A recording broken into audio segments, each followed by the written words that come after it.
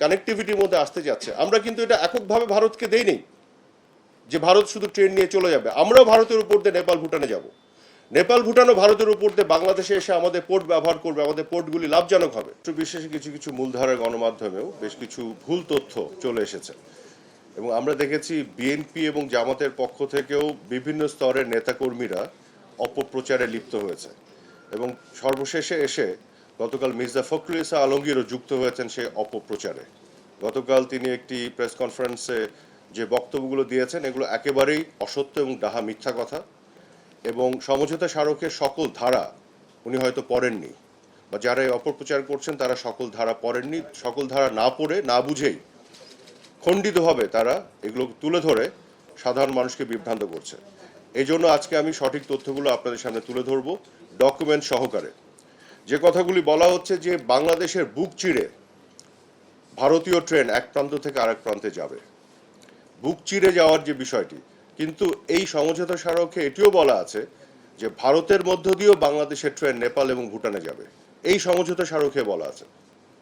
এবং নেপাল এবং ভুটান থেকে বাংলাদেশের ট্রেন বা তাদের ট্রেন ভারতের মধ্য দিয়ে বাংলাদেশে এসে মংলা পোর্ট বা চিটাগং পোর্ট ব্যবহার করবে। তারা কিন্তু এখন কলকাতা পোর্ট ব্যবহার করে, অর্থাৎ আমাদের পোর্টগুলোকে আমরা লাভজনক করব। তাহলে কি আপনি বলবেন যে ভারতের নতজানু পররাষ্ট্রনীতি হয়ে গেল, তারা তাদের কলকাতা পোর্টকে বঞ্চিত করে বাংলাদেশের পোর্টকে লাভজনক করে দিচ্ছে? বিষয়টি কিন্তু আসলে আঞ্চলিক সহযোগিতার বিষয়, রিজিওনাল কানেক্টিভিটির বিষয়। তো এই বিষয়গুলো না বুঝে এই অসত্য কথাগুলি বলা হচ্ছে। তাহলে আরেকটি জিনিস দেখেন কিভাবে তারা হাইড করে গেছে। এটা একটা বিশাল অর্জন আছে আমাদের এই সমঝোতা স্মারকে। আপনারা দেখবেন যে নেপাল থেকে ভারতের মধ্য দিয়ে ভারতের যে গ্রিড লাইন, সেই গ্রিডের ট্রান্সমিশন লাইন দিয়ে আমরা নেপাল থেকে 40 মেগাওয়াট বিদ্যুৎ আমদানি করব এবং যখন আমাদের শীত মৌসুমে বিদ্যুতের চাহিদা দেশে কম থাকবে, অতিরিক্ত প্রডিউস করতে পারবো, আমরা রফতানিও করতে পারবো। তাহলে কি আপনি বলবেন যে ভারতের বুক চিরে বাংলাদেশ নেপাল থেকে বিদ্যুৎ আনবে এবং বিদ্যুৎ রফতানি করবে? এখানে তো পুরোটাই আমরা লাভবান হব। কাজে এই যে সমঝোতা স্মারকের এই বিষয়গুলো একেবারে উল্লেখ না করে, সমঝোতা স্মারকের পুরো বিষয়টি যে একটা উইন উইন, দুই দেশের জন্য যে লাভজনক, এই বিষয়টি উল্লেখ না করে খণ্ডিতভাবে তারা অপপ্রচারের স্বার্থে এই মিথ্যাচার করছে। গোলামি চুক্তি বলছে, নতজানু পররাষ্ট্রনীতি বলছে, অর্থাৎ আর্মস, অ্যামিউনেশন অ্যান্ড এক্সপ্লোসিভস এগুলো নেওয়া যাবে না, এই সমঝোতা স্মারকেই পরিষ্কারভাবে বলা আছে। তাহলে এটা কোথায় পেলেন তারা? কল্পিতভাবে একটা উস্কানিমূলক একটা পরিবেশ তৈরি করছেন যেখান থেকে আর্মস নিয়ে যাবে। সমঝোতা স্মারকে তো এটা নিষেধ করা আছে। আরেকটি জিনিস আপনাদের বলি, এই সমঝোতা স্মারকে 4 নম্বর ধারায় বলা আছে সুস্পষ্টভাবে, বলছে কি, the movement of the goods and people within Bangladesh and India shall be subject to the relevant national laws, regulations and administrative provisions. অর্থাৎ ভারতের ট্রেন বাংলাদেশের ভিতরে ঢুকে পড়লেই এটা বাংলাদেশের আইনের মধ্যে অপারেটেড হতে হবে। একইভাবে বাংলাদেশের ট্রেন যখন ভারতের ভিতরে ঢুকে নেপাল বা ভুটানে যাবে, সেটা ভারতের আইনের মধ্যে অপারেটেড হবে। অর্থাৎ আমরা কিন্তু আমাদের আইনের মধ্যে এটাকে অপারেশনের বাইরে যাওয়ার কোনো সুযোগ নেই। কাজে এটা টোটালি বাংলাদেশের মানুষকে বিভ্রান্ত করার জন্য, উস্কানি দেওয়ার জন্য এই কল্পিত একটা রূপকথার গল্প তারা তৈরি করেছে, যেটা আমাদের নিরাপত্তা ঝুঁকিতে ফেলবে। গোটা বিশ্ব আজকে এগিয়ে যাচ্ছে রিজিওনাল কানেক্টিভিটির মাধ্যমে। আপনারা দেখেছেন ব্রেক্সিটের ফলে আজকে যুক্তরাজ্য অর্থাৎ ব্রিটেন কি ধরনের বিপদে পড়েছে, আলাদা হয়েছে।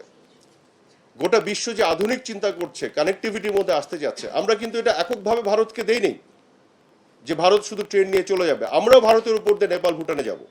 নেপাল ভুটানও ভারতের উপর দিয়ে বাংলাদেশে এসে আমাদের পোর্ট ব্যবহার করবে, আমাদের পোর্টগুলি লাভজনক হবে।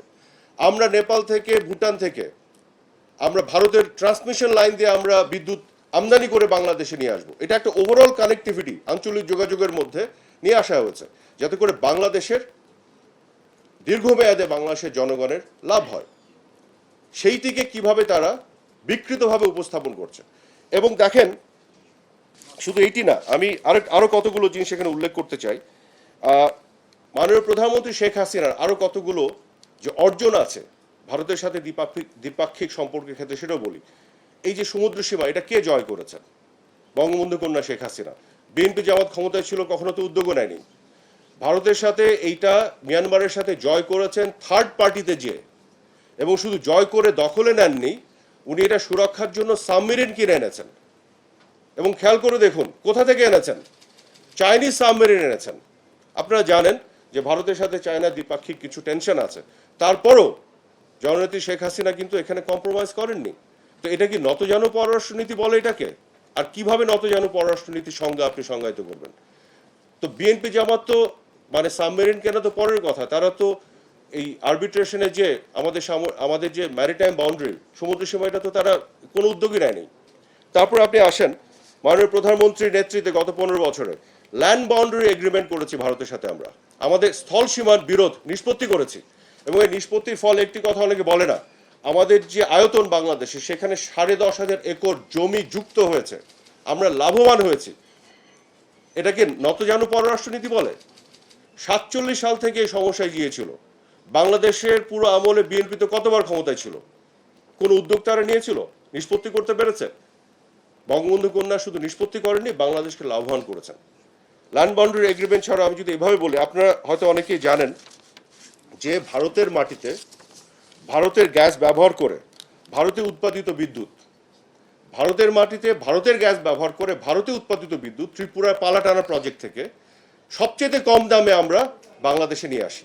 একটু খোঁজ করে দেখেন, বাংলাদেশে যে বিদ্যুৎ উৎপাদন করতে যে কস্ট পড়ে ডিজেলে, ফার্নেস অয়েলে বা অন্যান্য জ্বালানিতে, তার চেয়ে কম দামে কিন্তু আমরা বিদ্যুৎটা ওখান থেকে আনি, কারণ ওটা গ্যাস ভিত্তিক। এবং ত্রিপুরাতে যে গ্যাস আছে সেই গ্যাসের চাহিদা কম নর্থ ইস্টে। তো আমরা কিন্তু ঠিকই বাংলাদেশের মানুষকে লাভবান করার জন্য বঙ্গবন্ধু কন্যা ভারত থেকে এটা এনেছেন। এই কথাগুলো তারা বলে না। গঙ্গার পানি চুক্তি কে করেছে?